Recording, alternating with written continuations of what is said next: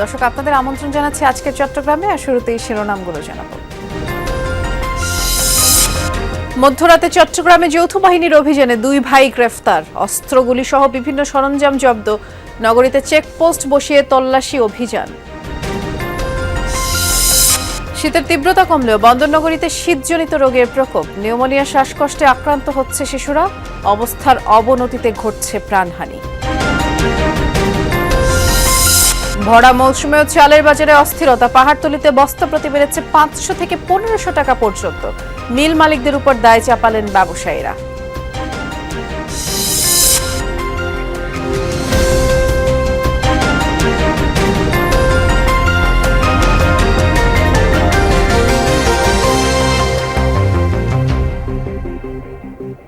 শিরোনামগুলো শুনছিলেন, নুসরাত বৃষ্টি আপনাদের সাথে আছে। চট্টগ্রামের বোয়ালখালীর নিজ বাড়ি থেকে 2 ভাইকে গ্রেফতারের পর তাদের দেখানো গোপন স্থানে 6টি অস্ত্রগুলি ও সরঞ্জাম মিলেছে।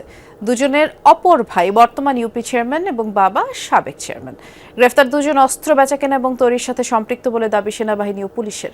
এদিকে বিকেল থেকেই চেকপোস্ট বসিয়ে তল্লাশি শুরু হয়েছে নগরীতেও।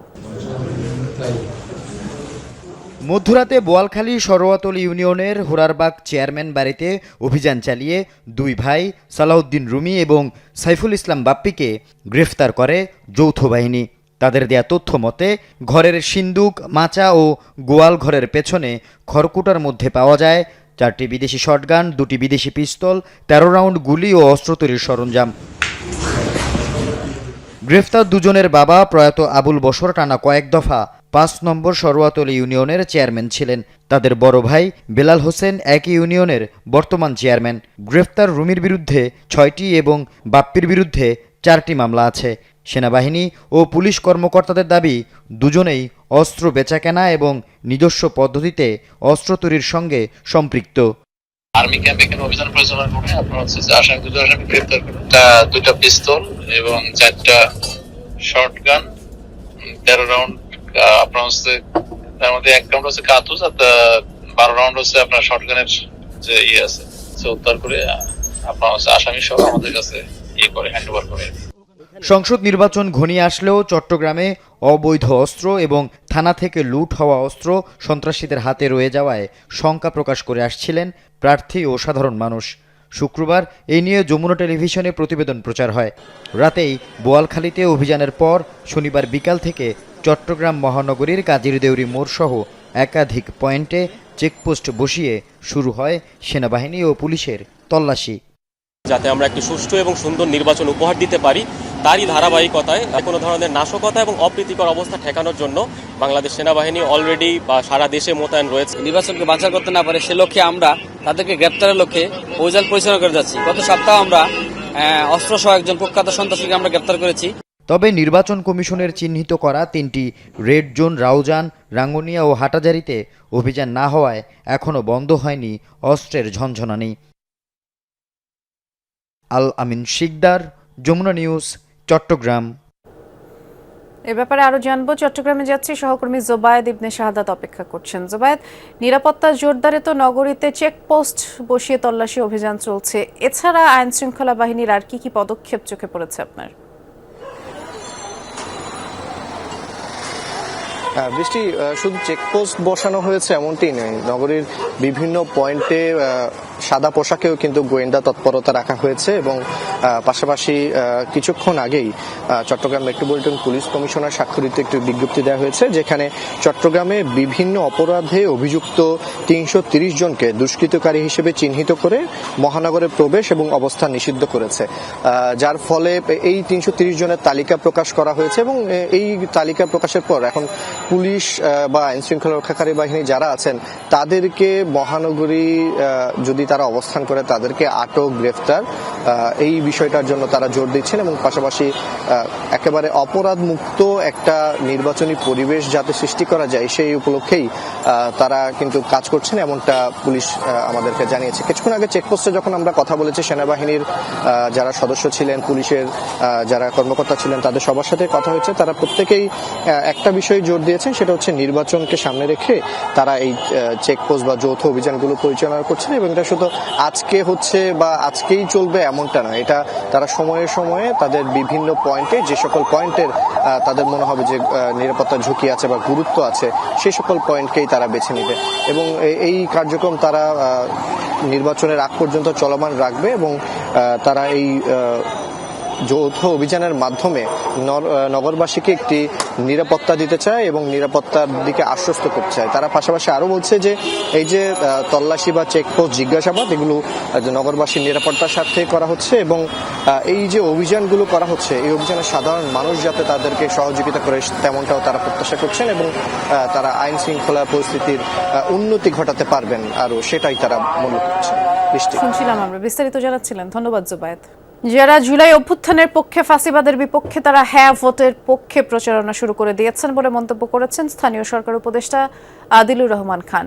সকালে কক্সবাজার পাবলিক লাইব্রেরির শহীদ সুভাষ হলে গণভোট 2026 সংক্রান্ত জনসচেতনতামূলক সভায় যোগ দিয়ে উপদেষ্টা বলেছেন, প্রায় 1400 ছাত্র জনতা যে লক্ষ্যে জীবন দিয়েছে, হাজার হাজার আহত হয়েছে, তাদের স্বপ্ন বাস্তবায়নের জন্য জুলাই সনদ স্বাক্ষরিত হয়েছে। আর সেই সনদের পক্ষে আজকের গণভোট, যা ভবিষ্যতের বাংলাদেশকে বদলে দিতে ভূমিকা রাখবে। সভায় আগামী 12 ফেব্রুয়ারি ভোট কেন্দ্রে গিয়ে উৎসব মুখর পরিবেশে হ্যাঁ ভোটে সিল দিয়ে এবং নিজেদের পছন্দের রাজনৈতিক ব্যক্তিদের সংসদ সদস্য নির্বাচিত করার আহ্বান জানান উপদেষ্টা। এ সময় গণভোট বিষয়ে জনসচেতনতামূলক তথ্যচিত্র উপস্থাপন করা হয়। এই সভা শেষে জেলা প্রশাসক কার্যালয় চত্বরে বেলুন উড়িয়ে ভোটার গাড়ির কার্যক্রম উদ্বোধন করেন উপদেষ্টা। রাত্রে ব্যালট বাক্স ভর্তি হয়ে গেছে, ভোট কেন্দ্রে যে দেখা গেছে ভোট দেওয়া হয়ে গেছে, ওই দিন শেষ। বাংলাদেশে আর গুমের দিন চলবে না, বাংলাদেশে বিচার বহির্ভূত অবস্থা চলবে না, বাংলাদেশে কাউকে ধরে নিয়ে যে ক্রস ফায়ার দেওয়া চলবে না, আয়নাঘর বানানো চলবে না। চট্টগ্রামে শীতের প্রকোপ কিছুটা কমে এলেও ঠান্ডাজনিত রোগে আক্রান্ত শিশুর সংখ্যা কমছে না। নিউমোনিয়া, ডায়রিয়া, শ্বাসকষ্টে প্রতিদিনই বহু শিশু হাসপাতালে ভর্তি হচ্ছে। চট্টগ্রাম মেডিকেল কলেজ সহ নগরীর প্রায় সব সরকারি বেসরকারি হাসপাতালের চিত্র একই। এই অবস্থার অবনতি হলে প্রাণহানিও ঘটছে। এই চিত্র চট্টগ্রাম মেডিকেল কলেজ হাসপাতালের শিশু স্বাস্থ্য বিভাগের। শীতের প্রকোপ কমে এলেও ঠান্ডাজনিত রোগে আক্রান্ত হয়ে প্রতিদিনই ভর্তি হচ্ছে অসংখ্য শিশু। বিশেষ করে নিউমোনিয়া, ডায়রিয়া, বুকে কফ জমা, শ্বাসকষ্ট, খিঁচুনি, জ্বর ও সর্দিতে আক্রান্ত হয়ে হাসপাতালের বেডগুলো ভরে উঠছে শিশু রোগীতে। একই চিত্র নগরীর সরকারি ও বেসরকারি প্রায় সব হাসপাতালেই। শুধু নগরী নয়, আশপাশের বিভিন্ন উপজেলা থেকেও চিকিৎসা নিতে আসছেন রোগীরা। ভর্তি হওয়া বেশিরভাগ শিশুই নিউমোনিয়া ও ডায়রিয়ায় আক্রান্ত। ঠান্ডার কারণে শ্বাসকষ্টের সমস্যা হয়েছে, ঠান্ডা জ্বরে কাশির থেকে নিউমোনিয়া চলে আসছে। ঘুমের মধ্যে হঠাৎ প্রচুর জ্বর উঠছে, জ্বরের মধ্যে ওই খিচুনি চলে আসছে, খিচুনি চোখটি গুলে ফেলছে। 15 দিন আগে যে গেছি হসপিটাল থেকে, যে আবার ভর্তি করা লাগছে। আজকে আসছি, ভাবছি যে ভর্তি করাবো না, এখন বলছে ভর্তি আর কি। চট্টগ্রাম মেডিকেল কলেজ হাসপাতালের তথ্য মতে প্রতি মাসে শিশু স্বাস্থ্য বিভাগে ভর্তি হয় প্রায় 2000 শিশু। প্রতিদিন গড়ে ভর্তি হচ্ছে 60 জন। এর মধ্যে শুধু 20 জন শিশুই ভর্তি হয় নিউমোনিয়া আক্রান্ত হয়ে। শীতে শিশুদের স্বাস্থ্য সুরক্ষায় সচেতনতার উপর জোর দিচ্ছেন চিকিৎসকরা। এই মারাত্মক শীতের সময় বাচ্চাদেরকে যদি আমরা ভালো করে গরম কাপড় পরিয়ে রাখি, আর অকারণ যদি বাইরে আমরা কোনো কারণে জরুরি প্রয়োজনে যেতে হয়, আমরা শিশুদেরকে যেন ভালো করে মাস্ক এবং ঠান্ডা কাপড় জড়িয়ে নিই, আর প্রয়োজনের বাইরে ছাড়া যেন বাইরে শিশুরা বেশি ঘোরাঘুরি না করে। শিশুদের ঠান্ডাজনিত রোগের চিকিৎসায় হাসপাতালে পর্যাপ্ত চিকিৎসা সরঞ্জাম ও ওষুধের ব্যবস্থা রয়েছে বলে জানিয়েছে কর্তৃপক্ষ। আমাদের এখানে পর্যাপ্ত নেবুলাইজার মেশিন রয়েছে, তারপর হচ্ছে আপনার অক্সিজেন, তারপর হচ্ছে অ্যান্টিবায়োটিক, যেটা যদি দরকার হয় কারো অ্যান্টিবায়োটিক, তারপরে এগুলো পর্যাপ্ত পরিমাণ রয়েছে। আর যদি ডায়রিয়াজনিত রোগ হয় বাচ্চাদের অথবা আমাদের অ্যাডাল্টদের, পর্যাপ্ত পরিমাণ স্যালাইন আমাদের হাসপাতালে রয়েছে আছে। শহীদুল সুমন, যমুনা নিউজ, চট্টগ্রাম। পাহাড়ের আঞ্চলিক সংগঠন ইউপিডিএফ গণতান্ত্রিক বিলুপ্ত হয়নি বলে জানিয়েছেন সংগঠনটির কেন্দ্রীয় নেতৃবৃন্দ। সকালে খাগড়াছড়ি সদরের মধুপুর এলাকায় সংগঠনটির দলীয় কার্যালয়ে প্রেস ব্রিফিং হয়। এ সময় লিখিত বিবৃতি পাঠ করেন ইউপিডিএফ গণতান্ত্রিকের কেন্দ্রীয় সাংগঠনিক সম্পাদক অমরজ্যোতি চাকমা। জানান, সম্প্রতি সামাজিক যোগাযোগ মাধ্যমে তাদের সংগঠনের বিলুপ্তি সংক্রান্ত যে তথ্য প্রচার করা হয়েছে তা সম্পূর্ণ বানোয়াট, বিভ্রান্তিকর। ইউপিডিএফ গণতান্ত্রিকের কেন্দ্রীয় কমিটি এই ঘটনার তীব্র নিন্দা জানান। বলেন, সাংগঠনিক কার্যক্রম আগের মতোই চলমান। ভরা মৌসুমেও চালের বাজার অস্থির। চট্টগ্রামে চালের সবচেয়ে বড় পাইকারি বাজার পাহাড়তলীতে বস্তা প্রতি দাম বেড়েছে রেকর্ড 500 থেকে 1500 টাকা পর্যন্ত।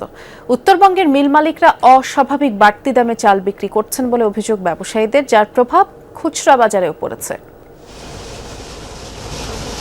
আমন ধানের আবাদ শেষ, কৃষকের ঘরে ফসল তোলার পর বিক্রিও শেষ।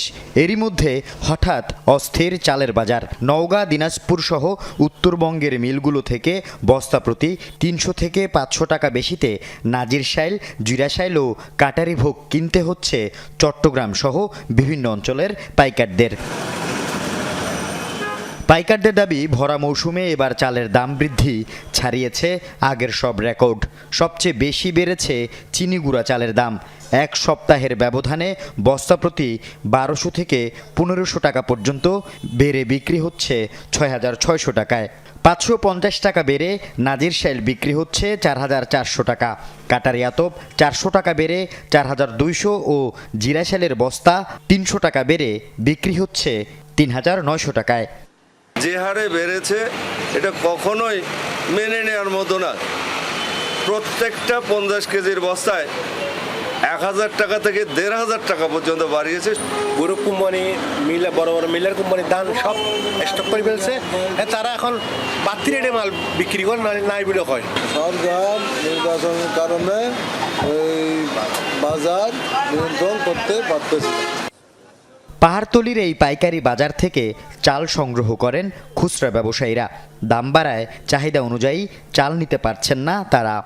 ওনার কাছে চাল কিনতে আসছি 20 বস্তা, কিন্তু আমার থেকে কিনতে হচ্ছে 15 বস্তা। কমায় নিতে হচ্ছে যেহেতু দাম বাড়ে গেছে। আমাদের কোনো ক্যাপাসিটি নেই খুচরা বেচার। আমরা 150 বস্তা, 200 বস্তা, 250 বস্তা চাল নিই, কিন্তু অন নিতে পারতেছি না। আমরা 100 বস্তা লইলে আমাদের অনেক টাকা হয়ে যায়, আমরা পুঁজি দিতে পারতেছি না এই অবস্থা। মৌসুমের শুরু থেকেই কর্পোরেট সিন্ডিকেট ধান চাল মজুত করায় এই অস্থিরতা বলে দাবি ব্যবসায়ীদের। এর মধ্যে আমাদের কিছু স্টকার আছে, কিছু মেলালা আছে এবং কিছু ব্যান্ডলারের মেলালা আছে, আর কিছু আছে যে আমাদের কর্পোরেট গ্রুপ, এরা মিলিয়ে যৌথভাবে এই জিনিসগুলো হয়ে গেছে। আল আমিন শিকদার, যমুনা নিউজ, চট্টগ্রাম। রাঙামাটির কাউখালীতে বিএনপি চেয়ারপারসন বেগম খালেদা জিয়ার রুহের মাগফিরাত কামনায় খতমে কুরআন, দোয়া মাহফিল ও আলোচনা সভা অনুষ্ঠিত হয়েছে। সকালে কর্মসূচিতে প্রধান অতিথি ছিলেন রাঙামাটি আসনে বিএনপি মনোনীত প্রার্থী দীপেন দেওয়ান। কাউখালী উপজেলা বিএনপির সভাপতি জাহাঙ্গীর হোসেনের সভাপতিত্বে বক্তব্য রাখেন জেলা বিএনপির সহসভাপতি, নির্বাচন পরিচালনা কমিটির আহ্বায়ক সাইফুল ইসলাম চৌধুরী ভুট্টো, কাউখালী বিএনপি সাধারণ সম্পাদক আব্দুল মোতালেব সহ অনেকেই। এই সভায় খালেদা জিয়ার রাজনৈতিক অবদান স্মরণ করেন বক্তারা। দেশ ও জাতির কল্যাণ কামনায় বিশেষ দোয়া করা হয়। পরে খতমে কুরআন শেষে দোয়া মাহফিল অনুষ্ঠিত হয়। খাগড়াছড়িতে 1000 শীতার্ত পরিবারকে সহায়তা দিয়েছে বর্ডার গার্ড বাংলাদেশ বিজিবি। সকালে দীঘিনালায় বাবুছড়া কলেজ মাঠে সহায়তা কর্মসূচি হয়। সপ্তাহব্যাপী আয়োজনে শীতবস্ত্র বিতরণ, বিনামূল্যে চিকিৎসা সেবা কার্যক্রম পরিচালনা করা হয়েছে। এতে প্রধান অতিথি ছিলেন 7 বিজিবির অধিনায়ক লেফটেন্যান্ট কর্নেল ইশতিয়াক আহমদ ইবনে রিয়াজ। এলাকার প্রায় 400 শীতার্ত মানুষের মাঝে কম্বল তুলে দেন বিজিবি অধিনায়ক। একই সাথে প্রায় 500 জনকে বিনামূল্যে চিকিৎসা সেবা এবং ওষুধ বিতরণ করা হয়। পরে জনসচেতনতামূলক সভায় সীমান্ত এলাকায় আইন শৃঙ্খলা রক্ষা, চোরাচালান প্রতিরোধ, মাদক বিরোধী কার্যক্রম সহ বিভিন্ন সামাজিক বিষয়ে আলোচনা হয়। এ ছিল আজকের চট্টগ্রামের আয়োজনে। সাথে থাকার জন্য ধন্যবাদ। নিরাপদে থাকবেন।